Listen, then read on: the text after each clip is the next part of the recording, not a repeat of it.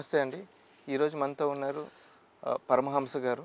So మనం ఛత్రపతి శివాజీ గురించి అనేక స్టోరీలు విన్నాం, కానీ దాంట్లో ఉన్న ఒక కీలక పాత్ర అఫ్జల్ ఖాన్.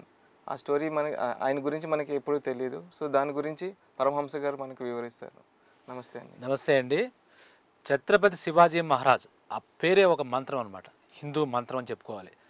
అతను ఒక పోరాట యోధుడే కాదు, ఇంకా మనకి యువతకి స్ఫూర్తి. ఆయన జీవితంలో మధుర ఘట్టాలు ఉన్నాయి. ఐందవ సామ్రాజ్య స్థాపన, ముస్లిం ఆక్రమణలో ఉన్న హిందువులందరినీ రక్షించడం, స్త్రీలను రక్షించడం, అలా ఎన్నో ఆయన జీవితం అంతా సుమారు 50 ఏళ్ళు బతికినట్టు కనపడుతున్న చరిత్ర. ఆ 50 ఏళ్ళలో ఆయన చేసిన త్యాగం కానీ, ఆయన చేసిన పోరాటాలు కానీ ప్రతిదీ మనకి ఒక పాఠమేమన్నమాట. గూస్ బంప్స్ అంటామే, రోమాలు నిక్కబొడుచుకునే అలా వింటూ ఉంటే మనలో చచ్చిపోయింది అంటే మళ్ళీ నిద్రలేస్తుందన్నమాట, జాగృతి అవుతుందన్నమాట చైతన్యం. ఇప్పుడు నిస్త్రాణంగా ఉన్న యువతకి ఇలాంటి కథలు వింటే హిందువుల్లో కాదు మొత్తం యువతలోనే ఒక ఉత్తేజం వస్తుంది, నూతన ఉంటుంది. ఇది ఇవాళ మనం చెప్పుకునే ఘట్టం మరాఠా చరిత్రలో, మరాఠా సామ్రాజ్యంలోనే ఒక మహోజ్వల ఘట్టంగా చెప్పుకోవాలన్నమాట. అలా రాసుకున్నారు ఆ ఘట్టం. ఎలాగంటే అడుగడుగున ఈ మన మొఘల్ సుల్తాన్లకి మళ్ళా ఛత్రపతి శివాజీకి మధ్య నిత్యం పోరాటమే, వ్యూహ ప్రతివ్యూహాలు, ఎత్తులు పై ఎత్తులు. కానీ అన్ని చోట్ల కూడా శివాజీదే పై చేయేది. శివాజీదే వాళ్ళకి అంగబలం, అర్ధబలం అన్నీ ఉన్నా కానీ శివాజీకి ఏమి లేకున్నా ఆయన ధైర్య సాహసమే ఆయన. అలాగే ఆయన నమ్మిన బంట్లు ఉన్నారు కొంతమంది, అంతరంగికులు, అంగరక్షకులు, వాళ్ళే ఆయన యొక్క వెన్నంటి ఉన్నారు. వాళ్ళంతా కూడా దేశభక్తి పరాయణులు, శివాజీ మహారాజు కోసం ప్రాణాలు అర్పించే వీరుడు. అయితే ఇక్కడ ఈ ఘట్టం గురించి మాట్లాడుకుంది. ఇప్పుడు మీరు అఫ్జల్ ఖాన్ అనే అన్నాడు. అతను నిజంగా చెప్తే చరిత్ర అంతా చదివితే అంతటి దుర్మార్గుడు ఆ శివాజీ మహారాజ్ చరిత్రలో మనకు ఎక్కడ కనపడ్డా అనమాట. శివాజీ మహారాజ్ చరిత్ర మొత్తం తిరిగేసిన ఉన్నారు చాలామంది, బీజాపూర్ సుల్తాన్లు, డక్కన్ సుల్తాన్లు, వీళ్ళందరూ కూడా ఈయన్ని ఏ క్షణం దొరుకుతుందా, ఈయన లేకపోతే ఐందవ సామ్రాజ్యం లేదు, స్వరాజ్య స్థాపన లేదు. ఆ లక్ష్యంతో తల్లి యొక్క ఇచ్చినటువంటి మోటివేషన్తో ఒక ఛత్రపతి శివాజీ తనకు తాను నిర్మించుకున్నాడు, సామ్రాజ్యాన్ని నిర్మించాడు. అడుగడుగున్నా అతనికి ఆపదంటమే, ప్రమాదాలు అంటే పొంచి ఉన్నాయి. ఇక అఫ్జల్ ఖాన్ ఒక క్యారెక్టర్ గురించి మనం మాట్లాడుకుంటే అసలు రక్తం మరిగిపోతుందన్నమాట మనం వింటుంటేనే. మరి అప్పుడు వాళ్ళకి ఎలా ఉందో కూడా మనకు తెలియదు. అయితే మనకి షాజహాన్ చక్రవర్తి గురించి తెలుసు, మొఘల్ చక్రవర్తి. ఆ షాజహాన్ చక్రవర్తి దగ్గర నుంచి ఈ కథ ప్రారంభమవుతుంది. ఇక్కడ మనం తీసుకుంటే కనుక ఆయనకి ఇంకా అనారోగ్యం వస్తుంది, దానికి ఇంకా ప్రాణాపాయ స్థితిలోకి వెళ్ళిపోతాడు నార్మల్గానే ఆయన వయసు రీత్యా. వెళ్ళిపోయినప్పుడు శివాజీ దగ్గర ఉన్నటువంటి వ్యూహం ఏంటంటే ఆయన ఎంతైతే సాహసం చూపిస్తాడో అంత బుద్ధిబలం కూడా చూపిస్తాడు. కండబలంతో పాటు బుద్ధిబలాన్ని ఎక్కువ వాడతాడు అనమాట. అదును చూసి శత్రువును కొట్టు అనేది ఆయన సిద్ధాంతం అనమాట. ప్రతి చోట గెరిల్లా వ్యూహ రచన కానీ, అలాగే నావికా దళాన్ని ఏర్పాటు చేసుకోవడం కానీ, ఆ ప్రతిదీ అక్కడ ప్రత్యక్షి ఎవడున్నాడు, ప్రత్యర్థి ఎవడు, వాడు ఏం చేస్తాడని ముందుగానే గమనించుకునేవాడు. చాలా సునిశ్చితంగా పరిశీలించేవాడు. నిత్యం అదే ఆయన జీవితం అంతా ఒక యుద్ధమే ఛత్రపతి శివాజీ మహారాజ్. ఆ షాజహాను అతను ఢిల్లీలో ఉండేవాడు. ఆ అటెన్షన్ అంతా, ఈ సుల్తాన్ల అటెన్షన్ అంతా వాళ్ళందరికీ ప్రతినిధి చక్రవర్తి షాజహాన్ మీద ఉండేసరికి ఇదే అని చెప్పేసి వాళ్ళ సుల్తాన్లో ఒక జున్నార్, ఆ కోట, అదొక దుర్గం, ఆ కోటని ఆక్రమించుకోవాలి, స్వాధీనం చేసుకోవాలని ఒక ప్లాన్ చేశాడు. వాళ్ళంతా డైవర్ట్ అంటారు కదా, ఆ డైవర్ట్ అయిపోయినప్పుడు ఢిల్లీ వెళ్ళినప్పుడు ఈయన టైం చూసుకుని ఈయనకున్నటువంటి లిమిటెడ్ సైన్యంతో ఆ జున్నార్ కోటని ఈయన స్వాధీనం చేసేసుకున్నాడు. స్వాధీనం చేసేసుకునేసరికి ఈ విషయం షాజహాన్ కొడుకు ఔరంగజేబు, అతను పరమ దుర్మార్గుడు, అతనికి తెలిసింది. కానీ తండ్రికి బాలేదు, ఢిల్లీ వెళ్ళాలి. మిగిలిన సుల్తాన్లందరికీ ఒక కౌరు పంపించాడు. ఏంటి మన జున్నార్ కోటను కూడా శివాజీ ఎత్తుకెళ్ళిపోయాట, మీరు ఇలా నిమ్మక నీరెత్తినట్టు కూర్చుంటే ఎలాగా, అవన్నీ తీసుకోండి, అతని మీద దండెత్తండి అందరు కలిసి, ఇలాంటి బాగుండదని చెప్పేసి ఆయన ఒక సందేశం మిగిలిన అందరికీ, బీజాపూర్ సుల్తాన్లకి, వాళ్ళందరికీ. ఇప్పుడు జున్నార్తో పోలేదు, ఇలాగే మనం ఊరుకుంటే మిగిలిన కోటలు కూడా శివాజీ మహారాజు మన చేతు జారిపోతే, ఆయన స్వాధీనం అయిపోతే తర్వాత మనం బాధపడాలి, మళ్ళీ ఏం చేయలేము అన్న టైప్లో ఔరంగజేబు అందరికీ లేఖలు రాశాడు. అప్పుడు లేఖలే కదా, అప్పుడు రాసేసరికి వాళ్ళందరూ కూడా ఎలర్ట్ అయ్యారు, ఈ సుల్తాన్లు అందరూ ఎలర్ట్ అయ్యారు. ఇదే అదును, ఇదే విజయం, జున్నార్ ఇచ్చిన విజయంతో ఆ కోటను స్వాధీనం చేసుకున్న తర్వాత తిన అనుచరులు, సర్దార్లు కొంతమంది ఉన్నారు శివాజీ, ఇందాక అనుకున్నాం కదా, చాలా నమ్మకబంట్లు. వాళ్ళు ఏం చేశారంటే, మహారాజ్ ఇదే టైం మనకి కొట్టేద్దాం, ఈ ముసల్మాన్ మొఘల్ నగరాలు అలా కోట్లు మనం కొట్టేద్దాం, వాళ్ళందరూ కొత్త ఉత్సాహం వచ్చింది. వాళ్ళంతా అటు పోయారు కదా ఢిల్లీ. ఢిల్లీ వెళ్ళిపోయారు. వెంటనే ఒక 40 కోట్ల సుమారు, ఒక 40 నగరాలు వీళ్ళు ఆక్యుపై చేశారు. టకటక ఈ విజయం ఇచ్చింది ముందు శివాజీ ఉన్నాడు, వెనకాల వీళ్ళు ఉన్నారు. 40 కోట్లు మొత్తం ఆక్రమించేశారు. ఈ ఆక్రమించేసరికి వాళ్ళలో ఇంకా దాడ పుట్టుకొచ్చింది. ఈ ఔరంగజేబు చెప్పాడు, మనం చూస్తే ఇతని ముందు ఇతని పరాక్రమం ముందు మనం నిలబడలేకపోతున్నాం, ఇప్పుడు ఏం చేయాలరా నాయన అని చెప్పేసి వాళ్ళు చాలా బాధపడ్డారు. అదే టైంలో ఒక అద్భుతమైన ఘట్టం జరిగింది. ఇది అందరూ తెలుసుకోదగ్గ ఘట్టం. శివాజీ యొక్క వ్యక్తిత్వం ఎలాంటిది. ఈ మొఘల్ చక్రవర్తులు హిందూ స్త్రీలు కనపడితే చాలు వాళ్ళ మానభంగాలు చేసేవారు, చేసేవారు. వాళ్ళకి వావి వరస ఏమి ఉండేది కాదు. అందుకు వ్యతిరేకంగా ఎలా ఉండేదంటే ఒక అందమైన అమ్మాయి అనమాట, అతిలోక సౌందర్యవంతమైన ఒక ముస్లిం అమ్మాయిని వీళ్ళ దాంట్లో ఒకడు తీసుకొచ్చాడు, పట్టుకున్నాడు. అతను తీసుకుని అబాజీ షిందోవే అని పేరు, అబాజీ షిందో. అది తీసుకొచ్చి శివాజీ మహారాజ్ ఇవి చాలా అందంగా ఉన్నారు కదా, ఈవిడ మీకు బహుమానంగా మీకు ఇస్తున్నాను అని చెప్పాడు ఆ సుబేదార్. వాడిని చూసి వాడు ఏమన్నాడు తెలుసా, అప్పుడు శివాజీ మహారాజ్ ఏమన్నాడంటే ఒక మాట, ఆవిడ దగ్గరికి వెళ్ళాడు. ఆవిడ భయంతో ఉంది, అది ఏమైపోతుంది అని ఏం చేస్తారని భయంతో. ఇతని సంస్కారం అతనికి తెలియదు కదా. వీడు అందరిలోనూ మన శివాజీ మహారాజు తల్లినే చూసుకుంటాడు స్త్రీల్లో.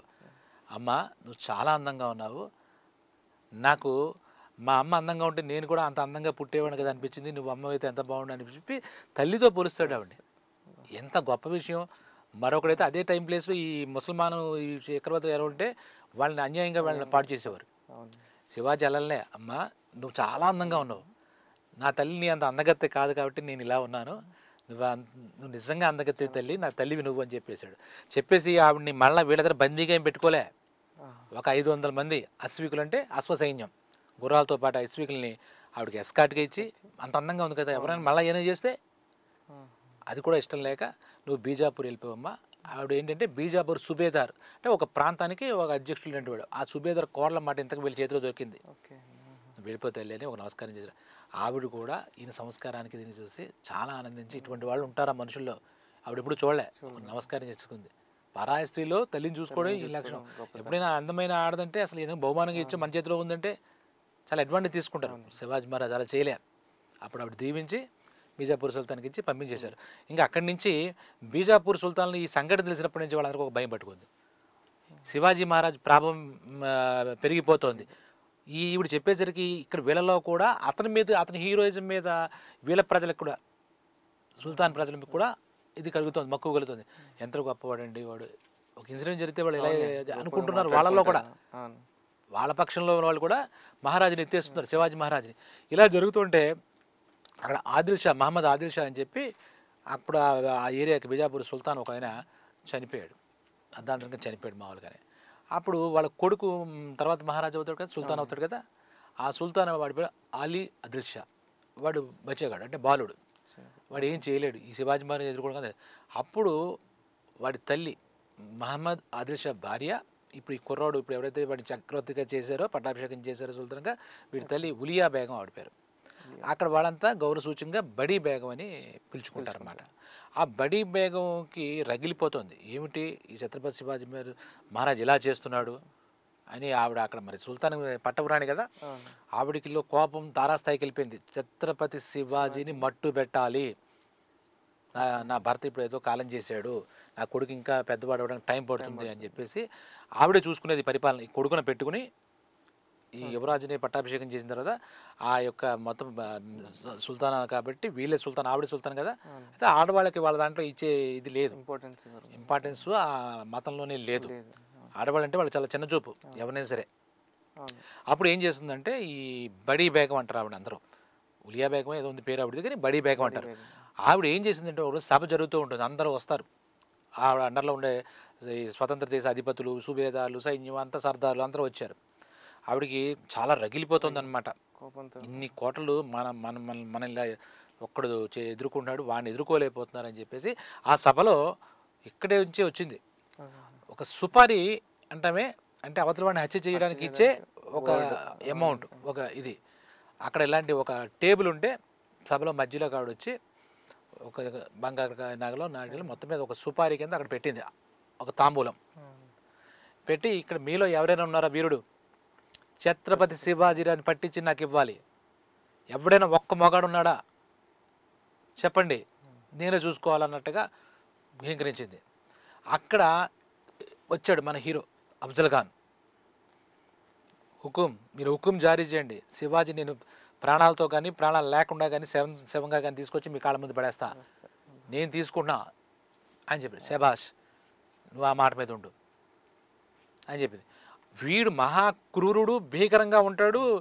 మాలకు వీడికి మంచి చెడు వావి వరుస ఏమీ తెలియదు, ఒక రాక్షసుడు లాంటి వాడు అని చెప్పుకోవాలి వీటిని. అఫ్జల్ ఖాన్ అనేవాడు వాడు మనిషి కాదు, మానవుడు కాదు, మృగం ఒక రకంగా.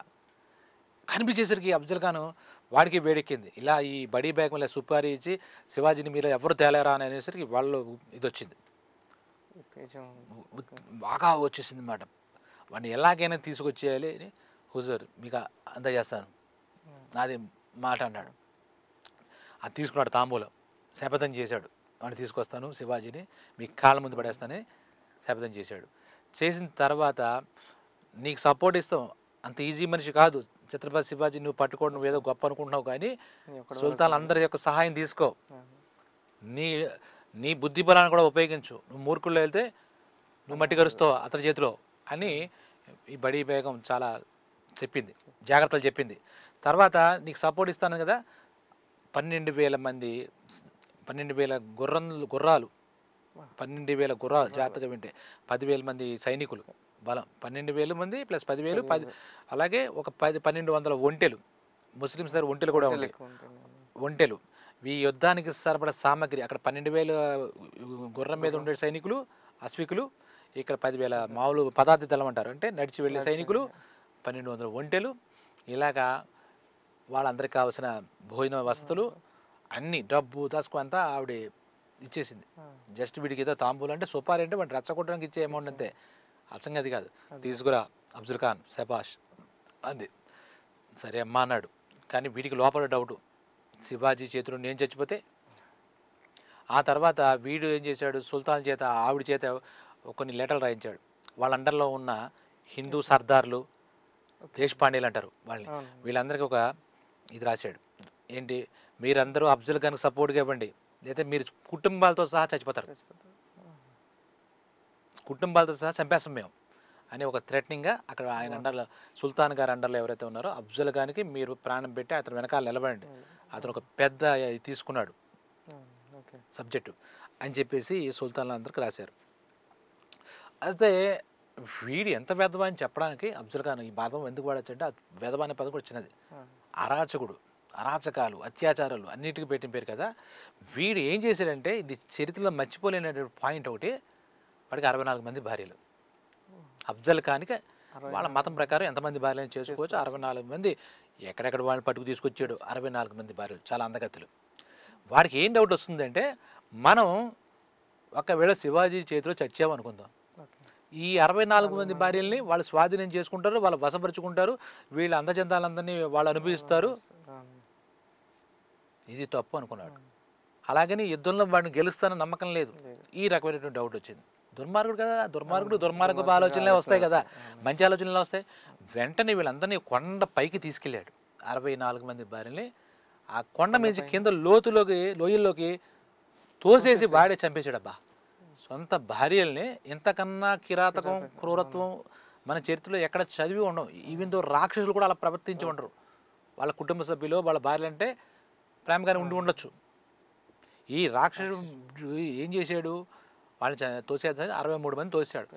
ఈ తోస్తున్నప్పుడు ఆఖరి ఒక ఆవిడ మిగిలింది. ఆవిడ అయ్యో ప్రాణాలు రక్షించుకోవాలని చెప్పి ఆవిడ పారిపోతుంటే ఆవిడ వెంటాడి చేసేసి ఆవిడని కూడా పొడిచి చంపేశాడు. తన భార్యని 64 మందిని పొట్టం పెట్టుకున్నాడు. ఎంత దుర్మార్గుడు, అసలు అంత ఏమేనిచిరా. వీళ్ళ అందచందాలు ఒకవేళ ఓడిపోతే అవతల వాడికి దాసోహం అయిపోతారు, దక్కుతాయి, వాళ్ళు అప్పుడు వీళ్ళు వశపరుచుకుంటారని ఒక్క రీజన్తో వాళ్ళని చంపేసాడండి. ఎంత ఎలా అనమాట. తర్వాత అక్కడి నుంచి వాడి టార్గెట్ ఏంటి, ఇక్కడ మన బడీ బేగంకి మాట ఇచ్చాడు, శపథం చేశాడు, ఈ శివాజీ మన తెస్తా అని చెప్పి అలా చేయాలని చెప్పి ఒక ప్లాన్లు అయితే వేశారు. ప్లాన్ వేసి శివాజీని ఎలా పట్టుకోవాలి, ఎక్కడ ఉంటాడు, ఏ కోటలో ఉంటాడు చూశాడు. ఆయన ఉద్దేశం ఏమిటి అంటే, ఇప్పుడు మనం చెప్పుకున్న అఫ్జల్ ఖాన్కి పూనా ఒక మైదాన ప్రాంతం అంటే చాలా ప్లెయిన్గా మైదానం అంటే ఎలా ఉంటుంది మీరు విన్నారు ఓపెన్గా ఉంటుంది. అక్కడికి తీసుకెళ్తే అక్కడ యుద్ధం చేసి వీడి దగ్గర ఇంత సైన్యం ఫిరంగులు ఉన్నాయి వీళ్ళ చేతిలో, ఈ ఫిరంగులు ఉన్నాయి అన్నీ ఉన్నాయి కదా, ఇక్కడ మనం కొట్టేసినా ఏమీ తెలియదు అనుకున్నాడు. ఈ విషయం ఈయనకి తెలుసు, శివాజీ మహారాజు తెలుసు. నేను ఆ పూనాది మనం వెళ్ళక్కలేదు. ఈయనకు ఆంతరంగికులతో ఈయన ఒక చిన్న మీట్ అయ్యాడు. ఎలా చేద్దాం, ఏం చేద్దాం, మనం కూడా సంధి చేసుకుందామా, సంధి చేసుకుని ఒక అండర్స్టాండింగ్ వద్దామా. అతను చూస్తే ఇన్ని వేల మంది సైన్యంతో ఇంత ఫిరంగులతో ఇలా రకాలుగా వస్తున్నాడు, మనం ఇలా ఎదుర్కోలేమో. శివాజీ మహారాజు మీరు ఒకసారి ఆలోచించండి, సంధి చేసేసుకుందాం ఒకసారి, తర్వాత మన ప్రణాళిక మనం చేసుకుందాం అంటాడు. మన స్వరాజ్య స్థాపన అనే మన జీవిత ఆశయానికి మనం బ్రేక్ వేయడం కూడా నాకు ఇష్టం లేదు. ఛత్రపతి శివాజీ చెప్పాడు, ఖచ్చితంగా మన ధర్మ స్థాపన చేయాలి. ఇక్కడ ధర్మ స్థాపన కోసం మనం పుట్టాం, చచ్చిన దానికోసం పుట్టాలి. 5వ సామ్రాజ్యాన్ని మనం ఏర్పాటు చేసుకుందాం, ఎక్కడ మీరు డౌట్ చేయకండి, దీన్ని నేను చూస్తాను, మీరు నాతో ఉండండి చాలు అని చెప్పేసి ఒక ధైర్యం చెప్పాడు.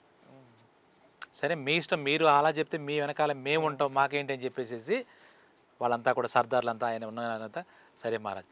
ఈలోగా కావోజీ అని చెప్పి ఒక సర్దార్ మావలా అనే ఒక ప్రాంతం నుంచి ఈయన దగ్గరికి వచ్చాడు. వస్తే ఏంటి కావోజీ అని అడిగాడు. వీళ్ళు మాట్లాడుకుంటుంటే యుద్ధ వ్యూహాల గురించి మాట్లాడుకుంటే, మహారాజ్ ఇక్కడ ఏం జరిగిందంటే నాకు ఒక లేఖ వచ్చింది బీజాపూర్ సుల్తాన్ నుంచి, వాళ్ళకి సపోర్ట్ ఇవ్వకపోతే మా ఫ్యామిలీస్ని కూడా చంపేస్తామని చెప్పారు, ఇది కూడా లేఖ తీసుకుని మీకు చూపించడానికి తీసుకొచ్చారని చెప్పాడు. శివాజీ నవ్వి, సరే వాళ్ళ పక్షానికి వెళ్ళు, నువ్వు నీ కుటుంబాన్ని నువ్వు రక్షించుకోవాలిగా అన్నాడే తప్పితే అదేంటి ఇక్కడ మనతో పోరాడు అనలే. కావోజీ నీ ఇష్టం, నువ్వు ఎలా కాస్తే అలా చేసుకో, నాకేం ఇబ్బంది లేదన్నాడు. ఛత్రపతి శివాజీ మీకు చూపించడానికి తీసుకొచ్చింది తప్పితే వాళ్ళ దురుద్దేశాన్ని నేను ఎప్పుడు వెన్నంటే ఉంటాను, నా ప్రాణం ఆఖరి శ్వాస వరకు మీతోనే ఉంటాను, నేను మీ మనిషిని, మీ స్వరాజ్య స్థాపన అంటే మీదోటి నాదోటి కాదు, ఇది చెప్దామని వచ్చాను, నేను ప్రాణాలతో ఉండవు, నా కుటుంబాన్ని రక్షించుకోవడం కాదు, వాళ్ళ పిచ్చి పిచ్చి బెదిరింపులకి నేను బెదిరే వ్యక్తిని కాదు, మీకు తెలియదా, నా ఇద్దరు మీరున్నారు, మీతోనే ఉన్నాను, ఇలా పంపుతున్నాడని మీకు చూపించడానికి మాత్రమే వచ్చానని చెప్పి, అప్పుడు నేను నాకు 5 కొడుకులు వీరాది వీళ్ళు వాళ్ళంతా కూడా మీ వెనకాలే ఉన్నాం, అది చెప్పడానికి నేను మీ దగ్గరికి వచ్చాను, వాడికి పంపించిన లేఖ చూపించాను, ఆ సుల్తాన్ వాడు మీకు అని చెప్పాడు. శభాష్ అన్నాడు. ఆ తర్వాత ఈ వీడున్నాడు కదా అఫ్జల్ ఖాన్ గాడు, బీజాపూర్ పక్కనే వీడు అఫ్జల్పూర్ అని ఆ ఊర్లో వీడు ఉండేవాడు, ఆ నగరంలో ఉండేవాడు అన్నమాట. ఇక్కడ లోపల ఒకటే ఆ బడీ బేగం దగ్గర సుపారీ తీసుకున్నాడు, ఛత్రపతి శివాజీని తీసుకెళ్ళిపోతే మర్యాద దక్కదు, ప్రాణాలు తీసేస్తుంది ఆవిడ అని చెప్పేసి ఎలా చేయాలి, ఎలా బయట అసలు శివాజీ ఎక్కడున్నాడు, ఎలా బయటికి తీసుకురావాలని చెప్పేసి ఆలోచన పట్టాడు. వీడి ఒక యుద్ధ వ్యూహం ఏంటంటే పూనా చెప్పా కదా దానికి మైదాన ప్రాంతం అని చెప్పి అక్కడ చేద్దామని ఒక ప్లాన్. ఈలోగా ఛత్రపతి శివాజీ కూడా మానసికంగా సిద్ధమైపోయాడు యుద్ధానికి. ఆయన వ్యూహాన్ని అమలుపరిచాడు. ఆయన తల్లి జీజాబాయి ఉంది, జీజాబాయిని ఏంటి ఆశీస్సులు తీసుకుందాం అని చెప్పి అనుకున్నాడు. అంతకుముందు ఏం జరుగుతుందంటే ఈ అఫ్జల్ ఖాన్ యొక్క చరిత్రలో వాడు ఒక దుర్మార్గుడు అనుకున్నాం కదా. మన ఛత్రపతి శివాజీ షాజీ మహారాజ్ మొఘలై సుల్తాన్ దగ్గరే పనిచేసిన ఆయన పట్టి సంఖ్యలు వేసి బంధించి ఈ అఫ్జల్ ఖాన్ గాడు బీజాపూర్ నుంచి ఎక్కడో తీసుకెళ్ళిపోతాడు వీడు. అలాగే శివాజీకి ఒక అన్నయ్య ఉండేవాడు, ఆయన పేరు కూడా సంభాజీ. శివాజీ కొడుకు పేరు సంభాజీయే, అన్నగారి పేరు సంభాజీ. ఈ షహాజీ వీళ్ళ అండర్లోనే ఉండేవాడు కదా, ఈ సుబేదార్ కదా దాని కింద. ఈ సంభాజీని కూడా తీసుకుని ఆ సంభాజీని ఈ అఫ్జల్ ఖాన్ గారు ఒకసారి తీసుకెళ్ళి వీళ్ళకి బలగం కదా, వీడు హిందువు కదా, ఒక కనకగిరి అనే ఒక ఫోర్ట్ని మనం ఆక్రమించాలి, నువ్వు సాయం చేయాలి రా అని చెప్పేసి శివాజీ అన్నగారైనటువంటి సంభాజీని తీసుకెళ్తాడు. ఈ షహాజీని ఎందుకు అరెస్ట్ చేశారంటే ఇందాక మనం దాని వెనక కొంచెం ఫ్లాష్ బ్యాక్ అనమాట. ఈ బడీ బ్యాగ్ ఉంది కదా, ఆవిడ ఏం చేస్తుంది, షహాజీ నువ్వు మా అండర్లో ఉన్నావు, అయితే నీ రెండో కొడుకు చాలా పెచ్చ పనులు చేస్తున్నాడు, మా కోటల ఆక్రమణలు చేస్తున్నాడు, మీరు వెంటనే అతనికి బుద్ధి చెప్పి అతను ఆక్రమించుకున్న కోటని మాకు స్వాధీనం పరచమని చెప్పండి అని చెప్పేది. షహాజీ నా మాట వెండు అమ్మ, నా మాట వెండు నా కొడుకు, నేనేమీ చేయలేని విషయంలో మీరు ఏం చేసుకుంటే శివాజీని చేయండి అని చెప్పాడు. ఆ మాటగా ఆవిడ కోపం వచ్చి ఇతను అరెస్ట్ చేయించింది ఈ షహాజీని, శివాజీ స్వయానా తండ్రి చేసింది. తర్వాత సంభాజీని కూడా చంపేద్దాం అనే ఉద్దేశంతో అఫ్జల్ ఖాన్ ఏం చేశాడంటే ఒక ఫోర్ట్ మనం నువ్వు మా అండర్లో ఉన్నావు, మా బానిసను ఒక రకంగా అదే అని చెప్పి సంభాజీని తీసుకువెళ్ళి కనకగిరి ఫోర్టు ఆక్రమించుకున్నాడు. ఇతను ముందు పెట్టుకుని ఆక్రమించుకున్నాడు. తర్వాత ఒక కపట పన్నాగం అంటమే మోసపూరిత విధానం చేసి అక్కడక్కడే అది ఎప్పుడైతే స్వాధీనంలోకి వచ్చిందో ఆ కోట ఫిరంగితో కాల్చిపోయి చంపేశాడు సంభాజీ. అంటే అకారణంగా శివాజీ వాళ్ళ అన్నయ్య సంభాజీని శివాజీ మీద కోపంతో అనండి ఇంకోటి మొత్తం సంభాజీని అర్ధాంతరంగా చంపేశాడు. చాలా బాధాకరమైన విషయం అది. తర్వాత అఫ్జల్ ఖాన్ ఎంత దుర్మార్గుడని చెప్పడానికి సిరారాజు ఒక ఆయన రాయలని ఉన్నాడు. అతన్ని ఫోర్టు గురించి మాట్లాడుకోవాలి, మనం సంధి చేసుకోవాలి, నువ్వు రా, లేదంటే నీకు దక్కదు ప్రాణాలు తక్కువని వాడిని బెదిరించాడు. సరే అతను రాయలు కానీ వెళ్ళాడు, అతని పేరు తగ్గట్టుగానే వెళ్ళాడు. వెళితే ప్రేమ నటిస్తూ ఇలాగ ధృతరాష్ట్ర కౌగులు అంటారు కదా, కౌగులించుకుని ఊపిరి ఆడకుండా చేసి ఇంత మనిషి 7 అడుగుల మనిషి ఈ అఫ్జల్ ఖాన్ అనే ఈ రాక్షసుడు అలా ఊపిరి ఆడకుండా చంపేశాడు అతన్ని. ఎంత దుర్మార్గం. ఇలాంటివన్నీ ఉన్నాయి. సరే ఇదంతా తెలుసు కదా శివాజీ కూడా. శివాజీ ఎప్పుడైతే అఫ్జల్ ఖాన్ తన మీద సుపారీ తీసుకుని తన మీద దండెత్తడానికి వస్తున్నాడని ఇదంతా తెలుసుకున్నాడో వాళ్ళ తల్లి జీజాబాయి అక్కడ ఉండడం క్షేమం కాదు. అప్పుడే ఆ సంవత్సరమే శివాజీకి సంభాజీ పుడతాడు. సయాబాయి అని చెప్పి భార్యకి పుడతాడు. ఇంక ఈ పుట్టడం ఈ సెలబ్రేషన్స్ ఏం లేవు. అమ్మ నువ్వు ఇక్కడి నుంచి వెళ్ళిపోవాలి, సేఫ్ సైడ్ రాయగఢ్ మనకి సేఫ్ జోను, నువ్వు వెళ్ళిపో, నేను అఫ్జల్ ఖాన్ తాడో పేడ తెలుసుకుంటాను, మీకు నువ్వు నన్ను దీవించమ్మా అన్నాడు. ఏ పని చేసినా జీజాబాయి తల్లి ఆశీర్వాదం తీసుకోకుండా ఏది చేయడు. అప్పుడు శివాజీ ఒక అద్భుతమైన మాట అంటుంది. అదేంటంటే, ఒరే శివ, విజయం నీదే కానీ తెలివిగా ప్రవర్తించు. ఎలా చెప్పింది చూడండి. అలాగే నీ అన్న సంభాజీని అకారణంగా చెప్పాడు, వాడి మీద ప్రతీకారం తీర్చుకోకుండా నువ్వు బయటకు రాకు, నీదే విజయం, నీ తల్లిగా చెప్తాను. కానీ అక్కడ పెట్టింది, నీ తెలివితేటలను విస్మరించకు, వాటిని ఉపయోగించు. అలాగే అనుక్షణం నీ అన్నగారిని అకారణంగా చంపినటువంటి అఫ్జల్ ఖాన్ మీద ప్రతీకారం తీర్చుకుంటున్నావు విషయం మర్చిపోకు. ఈ విషయంలో కోటలు స్వాధీనం ఇంకోటి కాదు, నీ ప్రతీకారం తీర్చుకో అని చెప్పి ఆ తల్లి వీరమాత, ఆవిడ ఈయన వీరుడు కదా, వీరుని కన్నా తల్లి కాబట్టి వీరమాత జీజాబాయి చెప్పింది. అమ్మ సరే అమ్మ అని చెప్పి ఆశలు తీసుకున్నాడు. అక్కడి నుంచి యుద్ధం ఎలా చేయాలని చెప్పాడు. ఆ అమ్మని పంపించేశాడు, రాయగఢ్ సేఫ్ ప్లేస్ చూపించి పంపించేశాడు. అక్కడ ఏం జరిగింది, ఇక్కడ ఇంకా యుద్ధం, నెక్స్ట్ యుద్ధం ఘట్టం. ఆ వ్యూహాలు ఒకళ్ళని వేసుకుందాం అని చెప్తే ఆయన పూనా ఒక మైదాన ప్రాంతం, అక్కడ యుద్ధం పెడదాం అని ఇంతమంది సైన్యం అంతా పట్టాలి కదా, బ్యాటిల్ రణరంగం చేయాలంటే ఒక ఫీల్డ్ ఉండాలి కదా, కురుక్షేత్రంలో పెద్దది ఉండాలి కదా. ఈయనకి చేతులు దగ్గర 30,000 మంది మనుషులు ఉన్నారు, శివాజీకి అంత లేరు. మైదానంలో అయితే ఫిరంగులు ఉన్నాయి, వీళ్ళ చేతులు వాళ్ళు పేల్చి పడదొబ్బ వీళ్ళందరూ ఒకసారి. ఈయన ఏం చేశాడు, జావళి అని ఒక ప్రాంతం ఉంది. ఆ జావళి అనే ప్రాంతం ఏంటంటే ఆ చిన్న ప్రతాప్గఢ్ అని చెప్పి జావళి ప్రాంతానికి మధ్యలో ఉంది చిన్న కోట. అది కొండలు గుట్టలు అడవులు ఈ రకంగా ఉంటుంది అన్నమాట. ఇందులోకి అంత సులభంగా వీళ్ళు ఇంతమంది రాలేరు. ఇది ఆలోచించి శివాజీ ఏమంటాడు, వస్తే జావళి రమ్మందాం, మన యుద్ధాన్ని ప్రకటి మనం చెబుతాం ప్లేసు, అక్కడే మనం ఈ అఫ్జల్ ఖాన్ సంగతి తేల్చేద్దామని చెప్పి వీళ్ళతో ముందేమో యుద్ధం సిద్ధమైపోదామని ఒకటి చెప్పాడు, సంధి ఇలాంటివి ఏమి అక్కర్లేదు అని చెప్పాడు. రెండోది ఏం చేసాడు, ఈ జావళిలో పెడదాం అన్నాడు. పెడదామని చెప్తే అక్కడ ఏమైంది, వాడు ఒక ప్లాన్ చేశాడు అఫ్జల్ ఖాన్. ముందు వార్నింగ్ ఇచ్చి సైకలాజికల్గా వీక్ చేద్దామని చెప్పేసి కృష్ణాజీ భాస్కర్ పంత్ అని చెప్పి వాళ్ళ దగ్గర ఉండే ఒక పండితుడిని ముందు రాయబారం పంపుదాం అని చెప్పేసి ఒక లేఖ రాసి ఇచ్చాడు. అందులో ఏంటంటే, శివాజీ నీ తండ్రి సహాజీ నాకు బాగా స్నేహితుడు, ఆయన ఎప్పుడు నీలా లేడు, నువ్వు ఇప్పుడు విర్రవీగుతున్నావు స్వరాజ్య స్థాపన అని చెప్పి, నీ ధోరణి మార్చుకో, నువ్వు ఆక్రమించిన మా కోటలని తిరిగి మాకు అప్పగించు, అప్పుడు నేను ప్రాణాలతో బతకనిస్తాము, మా సుల్తాన్ దగ్గరికి నిన్ను తీసుకువెళ్ళి క్షమాభిక్ష పెట్టి నిన్ను బతికి ఉండేట్టుగా వదిలేస్తామని చెప్పేసి ఒక తండ్రి సెంటిమెంట్తో ఎమోషనల్ బ్లాక్మెయిలింగ్, అంటే నీ తండ్రి స్నేహితుడు, మేము ఎలా చెప్తే అలా నడుచుకుంటాడు అని ఈ లెటర్ అంతా రాసి ఆయనకి ఇందాక చెప్పే కదా కృష్ణాజీ భాస్కర్ పంత్ ఆయన పేరు. ఆయన మహాపండితుడు, తెలివినవాడు. ఆయన ఈ జావళి ప్రాంతంలోకి వెళ్ళాడు. కొంచెం దూరంగానే ఈ మైదాన ప్రాంతంలో వీడు అంటున్నాడు కదా, అక్కడ వీళ్ళు గుడారాలు వేసుకుని ఈ బీజాపూర్ చెందినటువంటి వీళ్ళ ఆదిల్ షా సుల్తాన్ మనుషులు మొత్తం మీద మన ఈ అఫ్జల్ ఖాన్ అంత పరివారం అంతా అక్కడ వెయిట్ చేస్తున్నారు. అంటే ఇంకా సమాచారం రావాలి, రాయబారంగా ఆన్సర్ రావాలి.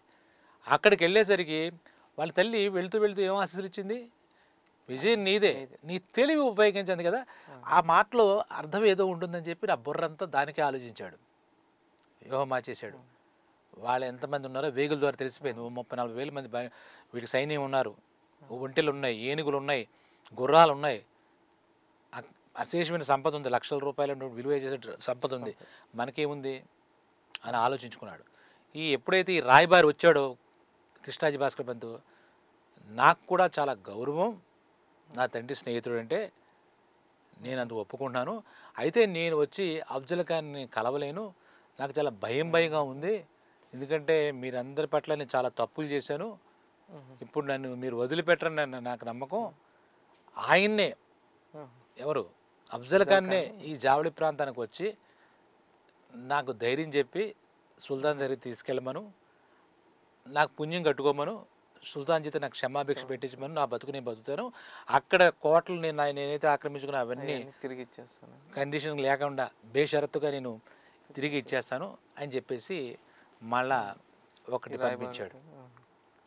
పంపించిన తర్వాత ఆయన ఏం చెప్తాడు, మీ సైడ్ నుంచి ఒక రాయబారిని పంపించు, నేను ఆయన మనిషిని కదా, ఇదేంటి ఇదే నువ్వు చేసుకొచ్చి నన్ను అనే మాట ఉంది, మీ రాయబారిని ఏమైనా పంపించి చెప్పు శివాజీ మహారాజ్, ఇదే మాట ఆయన చెప్తాడు, ఆయన నోటి చెప్తే బాగుంటుంది కదా అంటే, గోపీనాథ్ పంత్ అని చెప్పి ఆయన రాజనీతి తెలిసినటువంటి దూత, ఛత్రపతి శివాజీ మహారాజ్ నువ్వు వెళ్ళినా ఇలా చెప్పు అంటే వెళ్ళాడు, అఫ్జల్ ఖాన్ దగ్గరికి వెళ్ళాడు. వెళ్ళిన తర్వాత ఖాన్జీ, మా ఛత్రపతి శివాజీ మహారాజు చాలా భయపడుతున్నాడు, గడగడ వణుకుతున్నాడు, మిమ్మల్ని తలుచుకుంటేనే భయపడుతున్నాడు, కాబట్టి మీరే రండి, మీకేం ప్రమాదం లేదు, అక్కడ ఉన్నది జనం ఎవరు లేరు, మీరు వచ్చి ఆయనకి ధైర్యం చెప్పి మీరు తీసుకెళ్తారో సుల్తాన్ దగ్గర తీసుకెళ్ళి క్షమాభిక్ష ఇప్పించండి, ఇదే ఆయన కోరుకున్నాడు.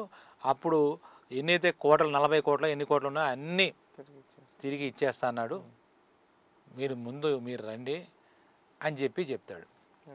ఈయనకి డౌట్ వస్తుంది అఫ్జల్ ఖాన్కి, ఇదేమిట్రా ఇలా అంటున్నాడు, నిజంగా పిరిగిగా ప్రవర్తిస్తున్నాడా, పిరిగివాడా, ఇంతకుముందు ఇతను చూస్తే మామూలుగా మనిషి కాదు వీడు అని చెప్పేసి అఫ్జల్ ఖాన్కి డౌట్ వచ్చి, అలా కాదు వాయి అనే ఒక ప్రాంతం ఉంది, అటు ఇటుగా అక్కడ మధ్య ప్రాంతానికి రమ్మని చెప్పేసి అక్కడ మనకి డేరాలు అవి రెడీ అవుతాయి చేయమని చెప్తాడు. అప్పుడు గోపీనాథ్ పంత్కి అక్కడ మిగిలిన కొంతమందిని కలిసి సర్దార్ని వాళ్ళని, అసలు వ్యూహం ఏంటి, వీడు వస్తానంటున్నాడు, యుద్ధం చేయకండి అఫ్జల్ ఖాన్ ఏంటని మామూలుగా ఆ శత్రుపక్షంలో కూడా వీళ్ళ మనుషులు ఉంటారుగా అడిగాడు. అమాయకులారా, శివాజీ మహారాజుని అదే పిలిచి అక్కడ చంపేద్దామని కుట్ర, క్షమాభిక్ష లేదు ఇంకోటి లేదనేది వాళ్ళు ఇచ్చారు.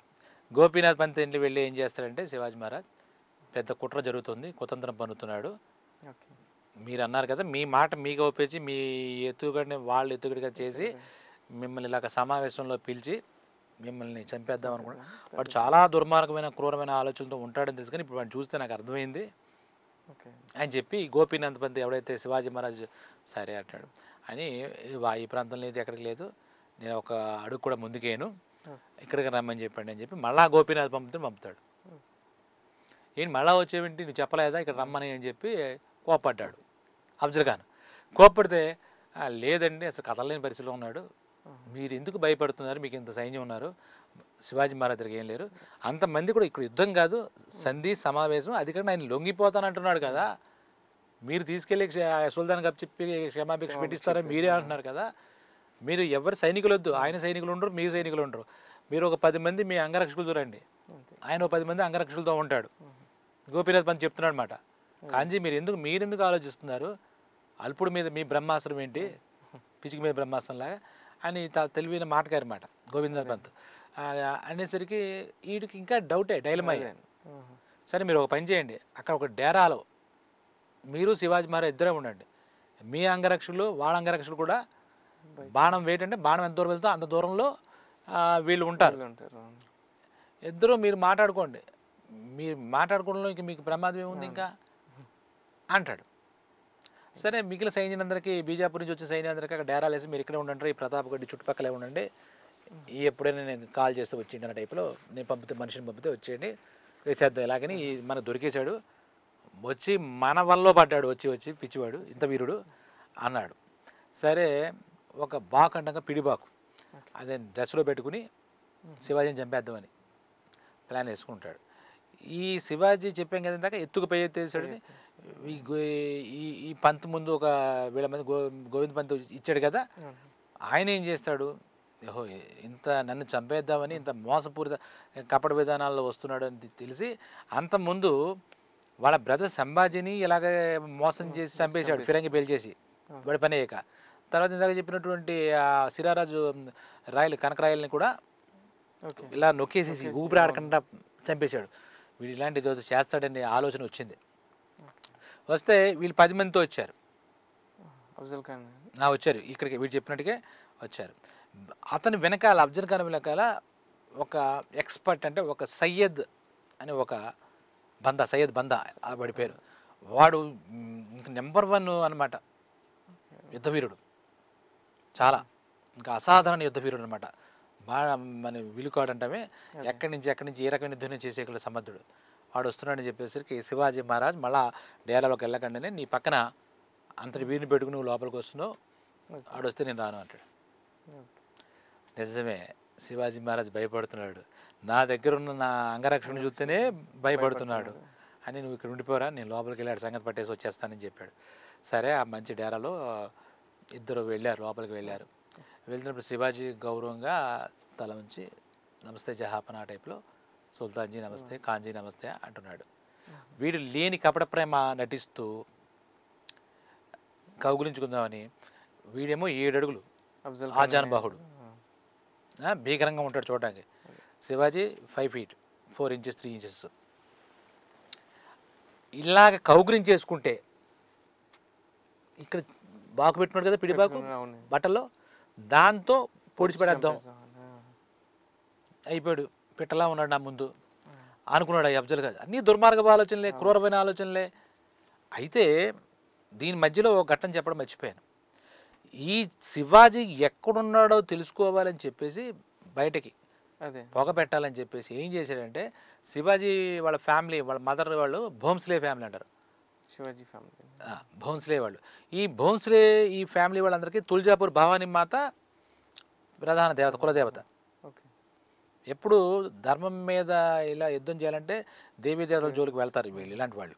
ఇక్కడ కూడా పలానా గుడి పగలు కొట్టారు, ఈ రోజులో కూడా రాముల వారి గుడి పెట్టి విగ్రహం పాటు చేసినట్టుగా, అది ఆ సంస్కృతి అక్కడి నుంచి వచ్చింది. ఇది శివాజీ మహారాజ్ దగ్గర నుంచి. మంచి రాపిన చెడు వస్తుంది కదా.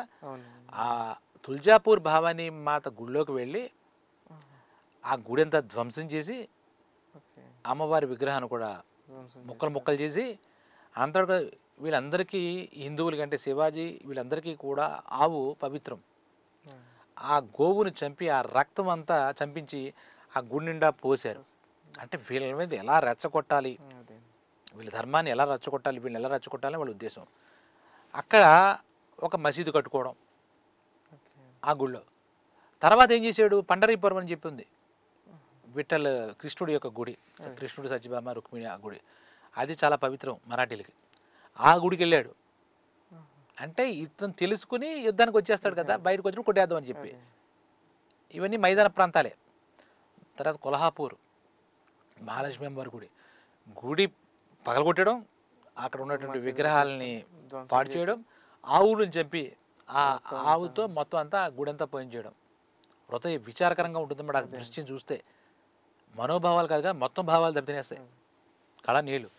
ఇక్కడ ఉన్న ప్రజలంతా ఎంతలా బాధపడ్డారంటే, శివాజీ మహారాజ్ నువ్వు ఎక్కడ ఉన్నావయ్యా బాబు, వచ్చి రక్షించు.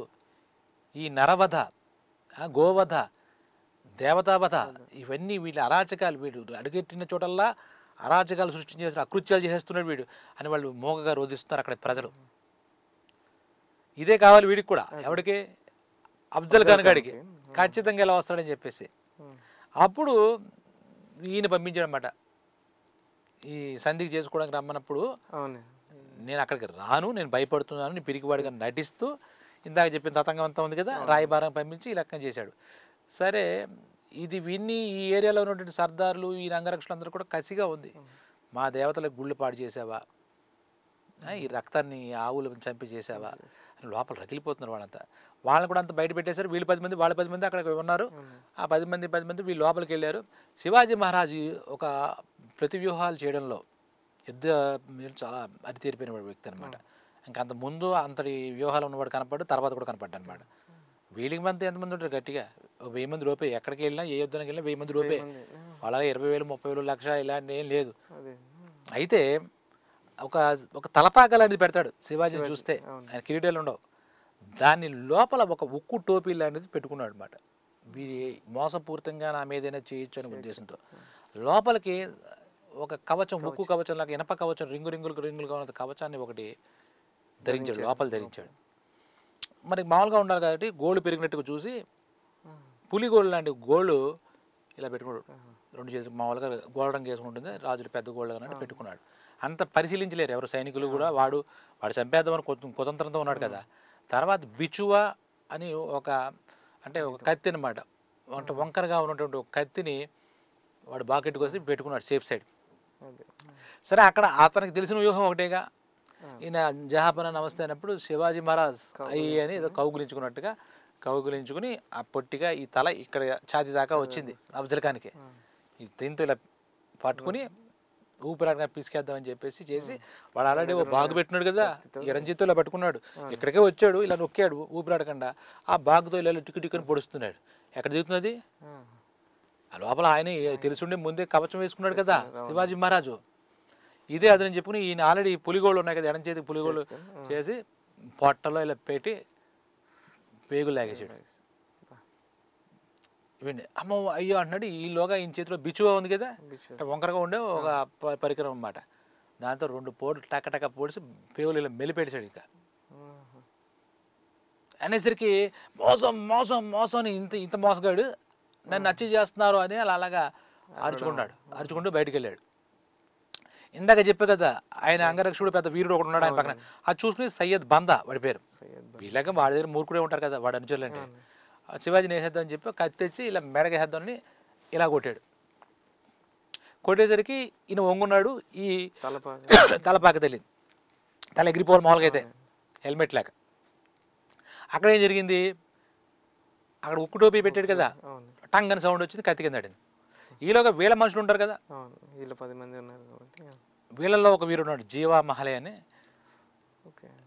ఆ జీవా ఏం చేశాడంటే ఈ సయ్యద్ బందాగండి ఒక్క విషయం కూడా చేయకుండా తన మహారాజుని రక్షించుకోవాలి కదా, పోటీ పడేశాడు, నరికి పడేశాడు అక్కడ. ఇక్కడ ఇది అయిపోయింది. తర్వాత ఏం చేశారు, వాడిని ఒక పల్లకీలో ఎక్కించుకుని ఓట్లు ఎన్ని పీకించారు కదా, చచ్చిపోవడానికి సిద్ధంగా ఉన్నాడు. ఆ 10 మంది అనుచరులు ఉన్నారు కదా, వాళ్ళు ఈ భోజనం మీద ఎక్కించి పరిగెట్టుకుంటూ వెళ్ళబోతున్నాడు. అక్కడ ఈ శివాజీ ఒక ప్రాణమిత్రుడు అంగరక్షకుడు శంభూజీ అనే ఉన్నాడు. వాడు వెంటనే వెళ్ళి బొమ్మ అన్న తర్వాత వాళ్ళు యుద్ధం చేయరు, ఎంత స్పీడ్గా తీసుకెళ్ళంటే అంబులెన్స్ వాళ్ళు పరిగెడుతున్నారు. వీడు వచ్చాడు శంభూజీ అని. ఇక్కడ జరుగుతుంటే చక్క చక్క చక్క చక్క చెప్పి ఆ 10 మంది కాళ్ళు నరికి పడేశాడు. ఇంకేముంటాడు, ఎక్కడ ఉంటాడు, కింద కూలబడిపోయారు. ఆ పల్లకిని కింద అడేశారు, వాళ్ళని చంపేశాడు. తర్వాత ఈ అఫ్జల్ ఖాన్ని వాడు మిగలకూడదనే ఉద్దేశం అందరికీ అంత ఉంది. వీడి ఇంత దుర్మార్గుడి మీద, వీడు చేసిన విధ్వంసం మీద విసికెత్తిపోయినారు. చక్కని తల నరికి పడేశాడు. గుమ్మడికి వెళ్ళిన ఈజీగా శంభూజీ వాడు నరికేశాడు. ఆ తల ఇలా పట్టుకుని శివాజీ మహారాజ్ ఇదిగో మనకు కావాల్సిన వాడు అఫ్జల్ ఖాన్ అన్నాడు. అంతే. అక్కడ ప్రతాప్గఢ్ ఆ కోట వీళ్ళదే కదా, ఆగండి అక్కడ రిలాక్స్ అవ్వండి, ఈ బీజాపూర్ సైన్యం అంతా కూడా ఇక్కడ డేరాలు వేసుకుని ఉన్నారు, వాళ్ళంతా పడేద్దామని చెప్పేసి అక్కడికంతా వెళ్ళి ఊచకోత కోసి పడేసారు అనమాట ఈ బీజాపూర్ సుల్తాన్ని. అస్సలు వాడు ఒకడు కూడా లేకుండా అంతటి ప్రచండ సుల్తాన్ అనమాట బీజాపూర్ సుల్తాన్. అటువంటి భారీ సైన్యాన్ని, భయంకర సైన్యాన్ని వీళ్ళు ఇక్కడ అవకాశం చూసుకుని ఎప్పుడైతే అఫ్జల్ ఖాన్ నేల కొరికిపోయాడో వాళ్ళని మట్టి పెట్టేశారు. ఆ ప్రతాప్గఢ్లోకి వెళ్ళిపోయి ఏంటి హరహర మహాదేవ జై భవానీ మాత అంటూ వాళ్ళు విపరీతంగా ఆనందంగా మన స్వరాజ్య స్థాపన శివాజీ మహారాజ్ చేశాడని చెప్పేసి అప్పటిదాకా లేని ఆనందం వాళ్ళలో పెళ్ళిపెక్కిందనమాట.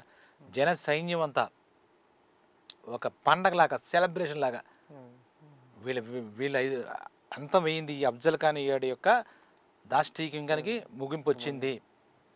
మన సామ్రాజ్యాన్ని మనకి శివాజీ మహారాజ్ స్థాపిస్తున్నాడు, ఇంతటి దుర్మార్గుడి ఇలా అర్ధాంతరంగా చచ్చాడు అని చెప్పి వాళ్ళు వేడుకలు చేసుకుంటారు. అక్కడ మరాఠీ ప్రజల్లో ఒక కొత్త చైతన్యం, ఇంకా మనకి తిరుగులేదు అని చెప్పేసి ఈ అఫ్జల్ ఖాన్ అనే వీడి చరిత్ర అక్కడతో ముగియడంతో ఒక ప్రధాన ఘట్టం శివాజీ జీవితం మొత్తంలో చూస్తే అఫ్జల్ ఖాన్ సంధికి పిలవడం, ఆ సంధికి మధ్య జరిగేటువంటి ఈ తతంగం ఇంత మనకి ఎక్కడెక్కడ మనం చూడలేము. ప్రతి విషయాన్ని ఇంత ముందు ఎక్కడ చూడలేదు. శివాజీ చరిత్రలో చెప్పుకున్న ఘట్టాలు అంత ముందు జరగలేదు, ఆ తర్వాత జరగలేదని చెప్పాలి. చాలా తక్కువ మంది సైన్యం, వాళ్ళదేమో కరుడు కట్టిన ఉగ్రవాదులు, వాళ్ళతో ఒక రకంగా చెప్పాలంటే రాక్షసులే, బ్రహ్మరాక్షసులేగా. అయితే ఇక్కడ ఒక మంచి ఒక కామెంట్ ఉంటుంది ఇందులో. శివాజీ మహారాజు ఇది అయిపోయిన తర్వాత ఒక ముస్లిం కవి, వాళ్ళతో సంబంధించిన ఒక కవి ఒక మాట రాశాడు. మా వాళ్ళు కాదు, శివాజీ నిజమైన రాక్షసుడు, అంటే మన పని రాక్షసుడు అంటాం కదా, ఆ అర్థంలో శివాజీ ఒక రాక్షసుడు, మహావీరుడు కాదు, అతంత శక్తి సంపన్నుడు ఎవరు లేడు అని. అతడు గాల్లో ఎగరగలడు, కావాలంటే అదృశ్యమైపోగలడు, జోహార్ శివాజీ అనే టైప్లో ఒక ముస్లిం కవి తన పుస్తకంలో చరిత్ర రాస్తూ అందులో రాసుకున్నట. ఈయన తరపు మనుషులు రాసింది కాదు, శత్రు కవి, శత్రు సైన్యానికి చెందిన కవి రాసుకున్నట. అప్పటి నుంచి వీళ్ళు మళ్ళా ఈ తుల్జాపూర్, భవానీ, పండరీపూర్, విఠల్, అలాగే ఈ కొల్హాపూర్ ఇవన్నీ మళ్ళీ పునరుద్ధరించి పునఃస్థాపించి ఆలయాలు కట్టించి ఆవులే చంపారు కదా, దానికి ప్రక్షాళన చేసి మొత్తం చేశారన్నమాట. కాబట్టి ఇది శివాజీ చరిత్రలో గొప్ప ఘట్టం కాదు, చెప్పుకోకలే. ఎక్కడ మొత్తం మరాఠా సామ్రాజ్య స్థాపనలోనే మహోజ్వల ఘట్టం అని చెప్పేసి ఇది సువర్ణాక్షరాలతో రాయదగ్గటువంటి ఘట్టం అనమాట. ఆయన చరిత్రలో చాలా ఉన్నాయి గొప్ప ఘట్టాలు, ఇది ఒక గొప్ప ఘట్టంగా మనకి. అఫ్జల్ ఖాన్ కుక్కచావు తెచ్చాడండి, కుక్కచావు తెచ్చాడు, అర్థమైందా? ఈ మరాఠీలకు ఇది ఒక నిజంగా ఇప్పటికి కూడా ఆ తాలూకా విజయాన్ని తాకిన పాటలు పాడుకుంటారు. ఇది నవంబర్ 10, 1659లో జరిగింది సంఘటన. అన్ని చరిత్ర ఆధారాలు ఉన్నాయి, మనం ఏమీ ఇదేదో చేసింది కాదు. చరిత్రలు ఉన్నాయి, శాసనాలు ఉన్నాయి, ఇంకా కోటలు ఉన్నాయి. అఫ్జల్ ఖాన్ చరిత్ర అలాగా ఒక కుక్క చావుతో అయ్యింది శివాజీ మహారాజు విజయం. అక్కడి నుంచి మళ్ళీ అప్రతిహతంగా సాగింది. కాబట్టి ఇలాంటి శివాజీ మహారాజు వీరోచిత గాథలు, సాహస గాథలు మనం చెప్పుకుందాం, మనందరినీ చైతన్యపరుద్దాం. ఎవరినో ఏదో అంటాం కాదు, ఎవరు భుజాలు తడుకోక్కలే. ఆయన శౌర్య పరాక్రమాలని మనం చెప్పుకుందాం.